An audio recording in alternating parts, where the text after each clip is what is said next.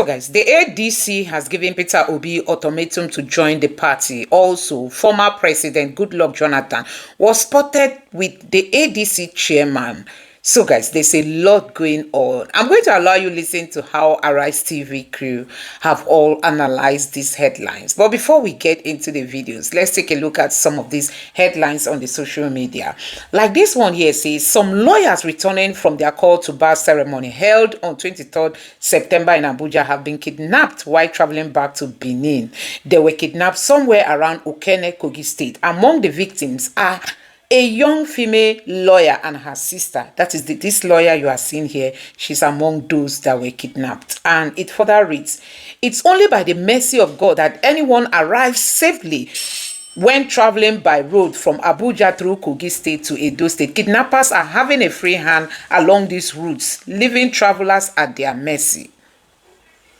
Also, NECO has released the best performing states in Nigeria and also the worst performing states in Nigeria for 2025. And like you can see here, Abia State is leading. Just like Alex Oti said he's going to lead Abia State the way Peter Obi led Anambra State. It is already happening. So you can see Abia came first. Then followed Imo State. Then you have Ebonyi, Anambra, Bayelsa, Delta, or Osun State, Ogun, and then Lagos. Lagos is the 9th, then Ekiti came 10th position. And the worst performing states were also shortlisted here, and like you can see them here, you have Bauchi, Kanu, Yobe, Adamawa Plateau, Borno, Jigawa, Katsina, Zamfara, and finally Sokoto State. So these are the best 10 performing states when it comes to NECO currently, and the worst 10 for 2025. Tinubu cannot direct INEC chairman to proceed on terminal leave over alleged APC betrayal. It's unconstitutional. This is coming from Falana. We all know that Tinubu has, planned to sack Mahmoud even before his time for him to go comes. So guys, this man is already reaping from what he sowed. He thought helping the APC to come into power is going to favor him. Now he is being sent away even when his time has not even reached. And now Falana is saying it is unconstitutional for Tinubu to lay him off because it is being alleged that he betrayed the APC. So guys, there's nothing Nigerians will not see under this government of Tinubu. Also, according to this headline, it says ADC Obedient Movement raises zoning posers over membership ultimatum. The ADC wants obedience not to be talking about it should be Peter Obi, it should be Peter Obi. Instead, they want us to focus on Peter Obi should be a member first and all that. I'm going to allow you to listen to how Arise TV crew have all dissected this headline on Peter Obi being given ultimatum alongside Atiku to join the ADC, and also Goodluck Jonathan was spotted to have visited the ADC chairman, and Nigerians are like, there are a lot of speculations out there if he will want to run on the platform of the ADC. Don't forget that the ADC is insisting that there is going to be open ballot for all contestants, that they are not going to give the ticket to anybody. That is still what the ADC is saying. And Obedience are saying they should give them Peter Obi, because if it is true primaries, there are people who might want to use money to hijack it. Nigerians believe Peter Obi has the capacity to lead this country, and that the ADC should do the needful. Knowing that it is the turn of the South, they should give the ticket to Peter Obi. Now, an ADC chieftain is here to discuss all that. Also, you also be listening to the discussion around Jonathan visiting the chairman of the ADC. Let me know your thoughts in the comment section below. Now, take a look. Former President Goodluck Jonathan has paid a visit to the national chairman of the opposition African Democratic Congress, the ADC, Senator David Mark, and at his Abuja residence, Now, the meeting, which is described as crucial, comes amid growing political realignments ahead of the 2027 general election, and reports that the former president may seek re-election. While details of their discussion remain undisclosed, observers believe the parley may not be unconnected with efforts to forge new alliances and strengthen the opposition's position in the evolving political landscape. Jonathan, who has in recent months been at the center of consultations across party lines, continues to play a pivotal role in Nigeria's democratic process.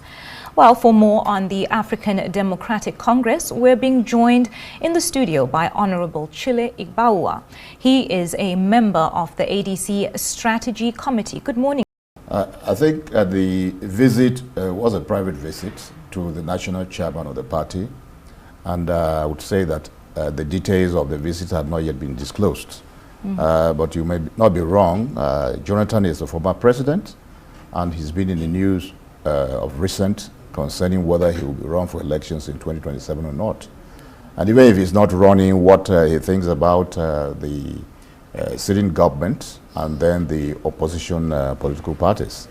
I believe that given the status of the ADC as one of the most active opposition parties, should be interested in having discussions with the national chairman. Okay, prior to former President Jonathan's visit, he's been on the news. The possibility and the plausibility of his candidacy has been discussed so far.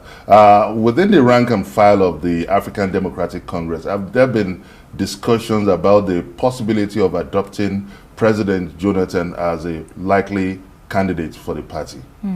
Not at all. The issue is that ADC has, as one of its fundamental principles, always said and insisted that the emergence of a candidate must be through the democratic process.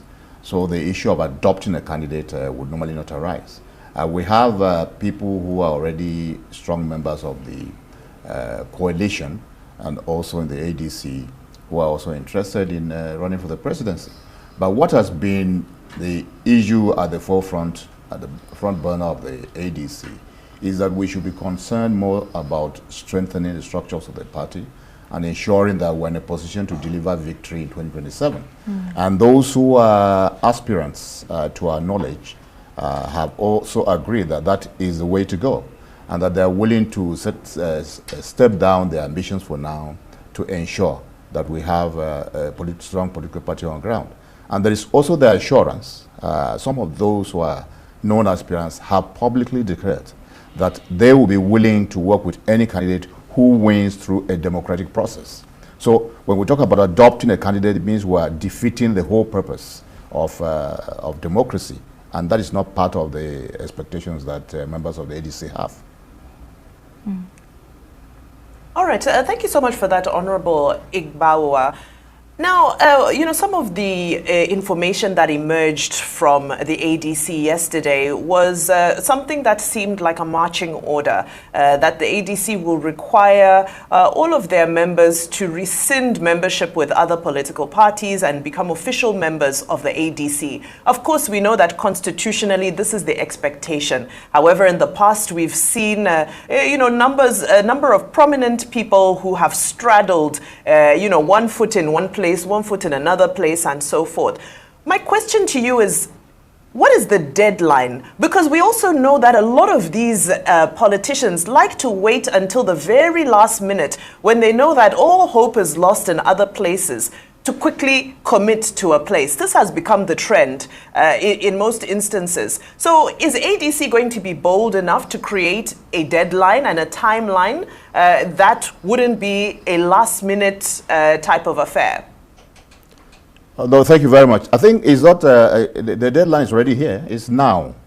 And we're talking about those who are already members of the coalition, because the coalition has adopted ADC as their platform. So the expectation is that all members of the coalition who had worked together for over a year and 4 months should have made up their minds.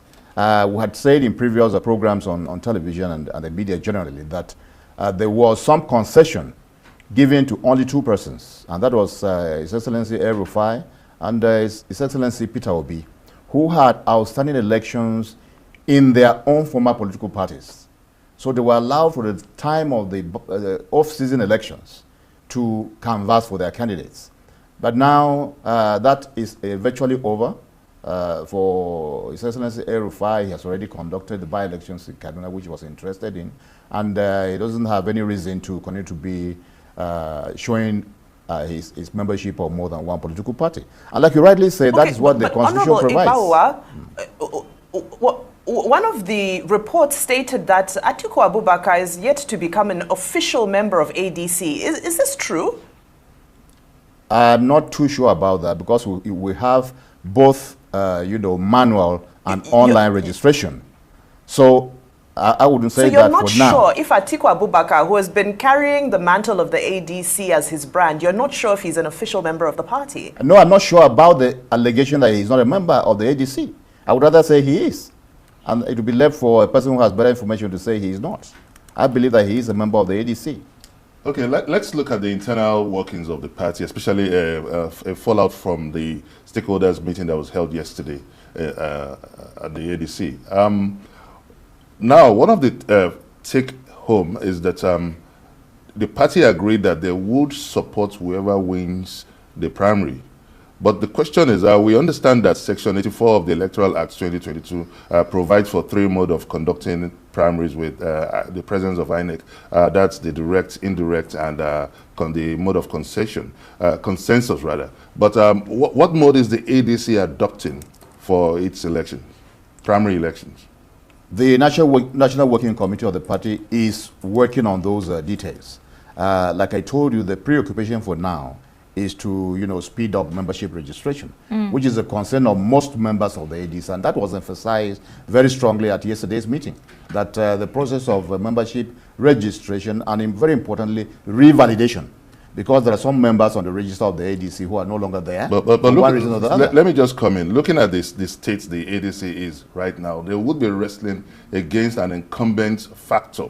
That's the ruling All Progressive Congress. You don't think that ADC is in a race against time, that they need to show some sense of urgency in its planning? That's exactly what we're doing. We know we're in a race against an incumbency, but there are 2 sides to incumbency, like a coin. You have the positive signs of incumbency and the negative signs. Right. And for us, we know that the APC belongs to the negative side. They have not much to count in their favor for being incumbents in government, because they mess the place up.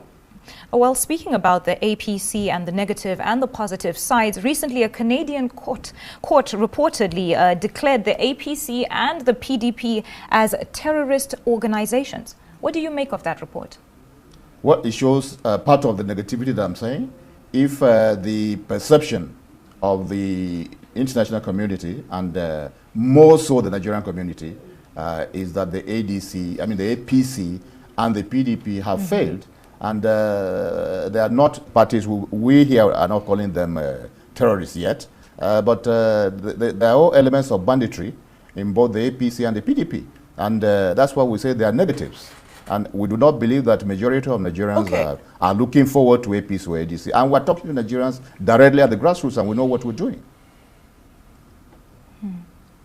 Okay, Honorable Igbawo, I just want to come back to, the membership status of some of your front runners, if I may call it that, for the presidential ticket within the party. Today's Daily Independent reports that the Obedient movement have declared that there's no uncertainty or confusion about Peter Obi's position, that he will run on the ticket of the Labour Party for 2027. I'd just like to confirm, are you expecting him to port, or are you aware that his movement, because of course the attraction around Peter Obi is the Obedient movement, what is the status of your talks with Peter Obi? Are you expecting him to also pick up his membership as a matter of now, as you've said the deadline is now? Yes, of course. Peter Obi has been participating in the process of the coalition right from the beginning until now. So sometimes when members of Obedient make statements, we doubt whether they are consulting him. The issue is that the vital and critical processes that we are going through, Peter Obi is part of it. He is part of, the leadership that constituted the reconstituted National Working Committee and NEC. And if you have no keen interest in a political party and you are moving your principal persons into their leadership, then I don't know what else will show us that. He's not from outside. It's a different thing when you say whether Jonathan is coming. That's a different way. He's not been part of the coalition. But Peter Obi has been part of the coalition from the beginning. And I have seen him say in audio and video messages that he's a member of the party and that he is there not just for the purpose of getting a ticket for the presidency. He is there to salvage Nigeria. That is what he has said himself. So I'd rather believe Peter Obi himself who is at meetings with us than believe those who were part of his 2023 ambition. They may be thinking that maybe they are better off identifying as the obedience, but I can assure you that obedience themselves are not static. Don't you need them? Don't you need their obedience in 2027? We definitely need them. And several of them are in the leadership of the party of the ADC as I'm speaking to you. But I should perhaps remind you that the Labour Party has two factions. I will not be surprised if some of the obedience have chosen a different faction, but for those who are in the faction in which Peter Obi is, are certainly those who are for the ADC. And we are working with them. Where the national chairman of the party, of the Labour Party, is with us at meetings every time we meet, along with Peter Obi. So I don't want to believe those who are speaking possibly without due consultations. Okay. So what would you say are specific strategies that the ADC is pursuing in these early realignments? Well, matter of strategy, you know, they are not matters we discuss too openly, but we know what it takes to win an election. And so you are developing strategies, one, of building a formidable political party. We are developing strategies of having a very, strong and democratic constitution.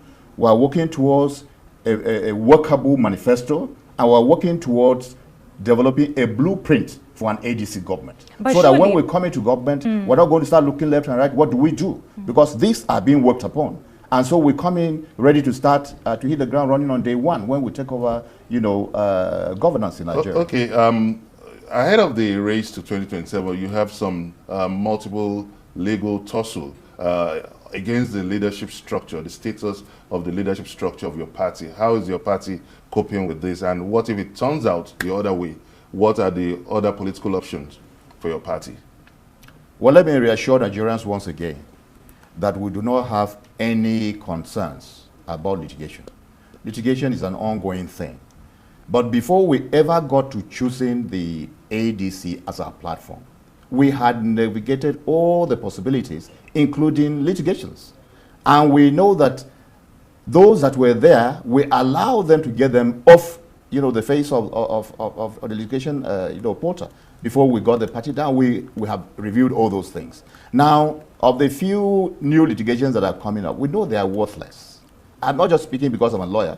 I'm speaking because we, as a legal team, already investigated those people who are going to court, and we know either they don't have the locals to be there. So what do you worry about? But there are some people who would say that the ADC has no political structure, with about just 3 members in the National Assembly. That is not a structure. The issue is that every person you see on the screen who is in the coalition has a structure. I have a structure. I won election as a member of the National Assembly. My structures are still intact. So if I come into ADC, I bring my structures. Peter Obi has structures more than he had in 2023. He is there.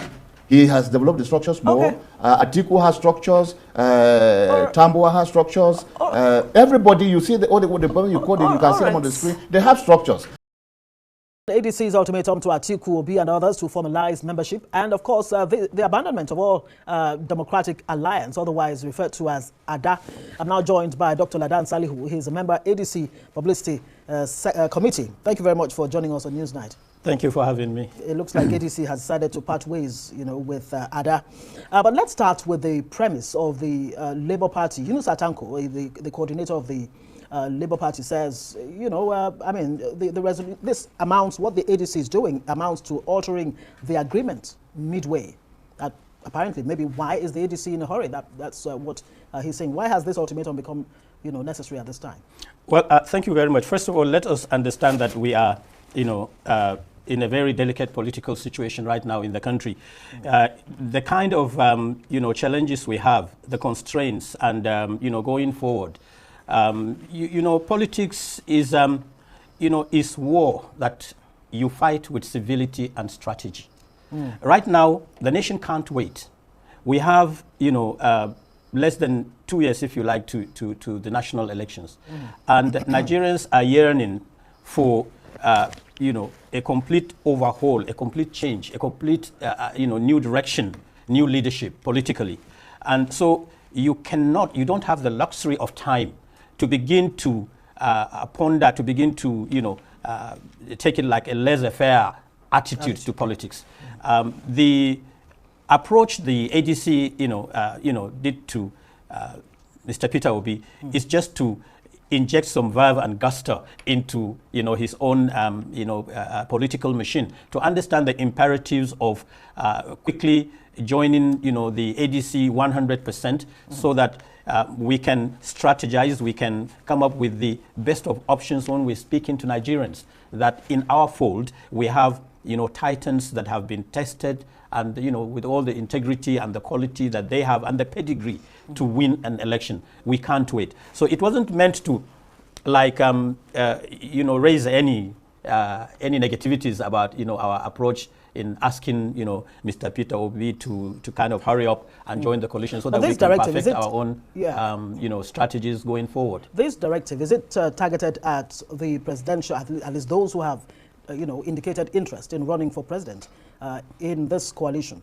Atiku, Obi, Rotimi Amechi and the others, or is it for generality of all those who seek to join this coalition, or the ADC? The ADC is saying that when you look at, the political calendar from now to the time of campaign and elections in 2027, that really, we don't really have time to waste. So it's not particularly directed entirely at Mr. Peter Obi and the Labour Party. No, it is directed to all political juggernauts, chieftains, members of other political parties who want to join the fold, to come in and understand the imperative of, we shouldn't be seen to be complacent. We must be seen to have our hands on the plow, and, to give the party, a direction, so that we can go out there and face Nigerians and convince them that we are actually not only the party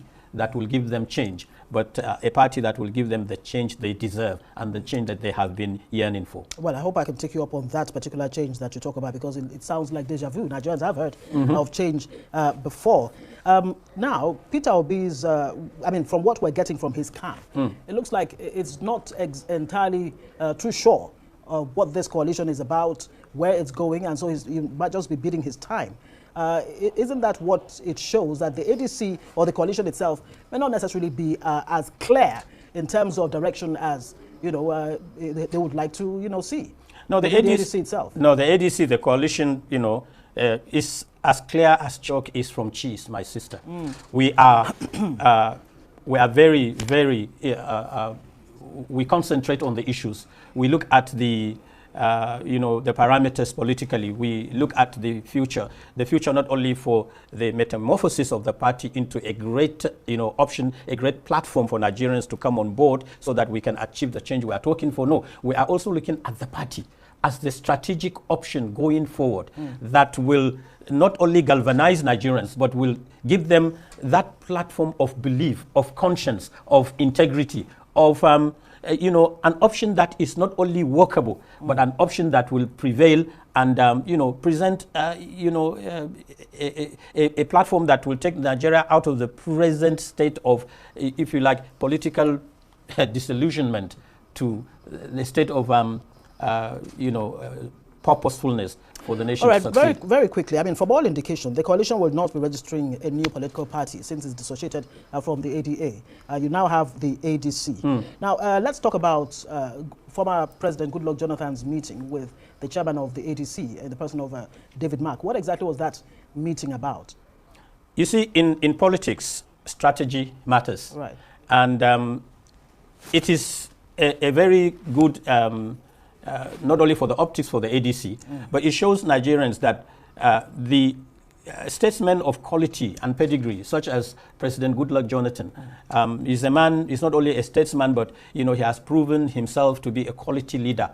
And so if he can approach or have a meeting with the ADC, it tells you that the ADC is going places.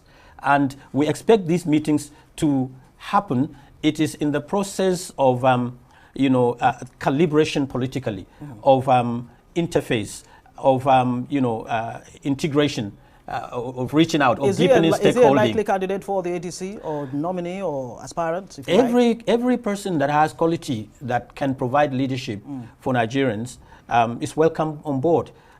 We are going to be a party. We are a party that will live by the rules and the norms of civilized political behavior in campaign and elections and in primaries and in the presentation, if you like, the production. Have you decided what mode of primaries? Would it be what's it called, a consensus? Would it be, direct primaries? Which one would it be? The mode, has that been decided yet? The architects, if you like, the major midwives of the political party are working on that. But what I want to assure Nigerians is that whatever options the ADC is putting on the table, it is an option that will guarantee transparency, will guarantee integrity, and will guarantee that sense of belief for every contestant to come and to, have a level playing field, that at the end of the election, whoever emerges victorious, either at the presidential level, the gubernatorial level, or the National Assembly, or even the local elections, will be completely happy that, the process has gone through a foolproof process, not anointing candidates, as it were, like you see in the other parties. Or annoying candidates, if you like. Ladan Salihu, member ADC Publicity Committee, thank you very much for joining us on Newsline. Let me take this news of Mama P that is going viral on the social media. Mama P has been detained at the state CID in Edo State, and let me read this one. It says, this is coming from Dr. Tanko Yanusa, and it says Mama P has been detained at the state CID at Edo State Police Headquarters of Sapele Road, Benin City. I have just spoken with our legal director to deploy lawyers to her rescue. We want more people to come for her rescue. Lawyers and all concerned should place mount immediately. So guys, Mama P was spotted in a video where she said she cited Julius Abure, and she told him that they are the ones destroying Nigeria. That if not that Julius Abure allowed the party, the Labour Party, to become what it is today, it would have been easy for us to realize the new Nigerian dream. And guess what? They said Julius Abure went and got his thugs to come attack her. And they spoiled her phone. I think they injured her on the face or something like that. And can you imagine that when the police at the airport there were called upon, instead of them to protect her, she's not being the one detained. Somebody who was assaulted is being detained. So guys, sometimes you can never understand this country. So I'm just going to read out what this newspaper from Parallel Facts said. Let me read it, then I'm going to be taking some reactions from Nigerians.